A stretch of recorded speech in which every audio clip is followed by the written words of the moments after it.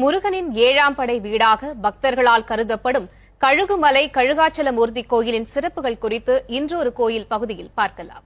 தூத்துக்குடி மாவட்டம் கோவில்பட்டியில் இருந்து சுமார் 30 கிலோமீட்டர் தொலைவில் உள்ள கழுகுமலையில் அமைந்துள்ளது கழுகாச்சலமூர்த்தி கோவில்.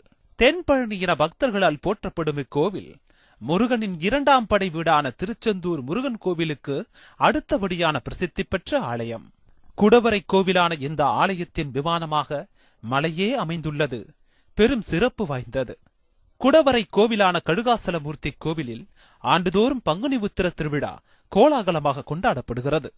இத்திருவிழாவின் போது 2 தேர்களில் சுவாமி வள்ளி தெய்வானையுடன் வீதி உலா வருவார். தமிழகம் முழுவதும் உள்ள முருகன் கோவில்களில் கந்த சஷ்டி தொடங்கி 6வது நாளில் சூரசம்ஹாரம் நடைபெறும். என்றாலும் 5வது நாளில் தாரகாசூரனை வதம் செய்யும் நிகழ்வு தமிழகத்திலேயே இக்கோவிலில் மட்டும்தான் நடைபெறுகிறது. கழுகுமலையில் தாரகாசூரனை வதம் செய்த பின்னர்தான் திருச்செந்தூரில் உள்ள முருகன் கோவிலுக்கு சூரனை வதம் செய்ய முருகன் புறப்பட்டுச் சென்றார் என்பது ஐதீகம். தினமும் காலை 5:30 மணிக்கு நடை திறக்கப்பட்டு அபிஷேகம் நடைபெறுகிறது. நண்பகல் 12 மணிக்கு நடை சாத்தப்பட்டு மாலை 4:30 மணிக்கு மீண்டும் நடை திறக்கப்பட்டு தீபாராதனை நடைபெறுகிறது. கழுகுமலை கோவில் செவ்வாய் தலம் என்பதால் பக்தர்கள் செவ்வாய்க்கிழமைகளில் செவ்வரளி மாலை படைத்து முருகபெருமானை வழிபடுகின்றனர். அன்றைய தினம் நண்பகலில் சுவாமிக்கு 18 வகையான அபிஷேகங்களுடன் சிறப்பு பூஜை நடைபெறும்.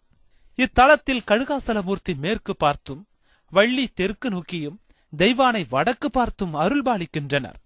இங்கு வந்து முருகனை வேண்டினால் திருமண தடை நீங்கும் எனவும் குழந்தை பாக்கியம் கிடைக்கும் என்பதும் பக்தர்களின் நம்பிக்கையாக உள்ளது. மேலும் இக்கோவிலின் மலையில் தமிழகத்தின் எல்லோரா என அழைக்கப்படும் வெட்டுவான் கோவில் அமைந்துள்ளது. இது மலையை வெட்டி ஒரே கல்லினால் செதுக்கப்பட்ட கோவிலாக கருதப்படுகிறது.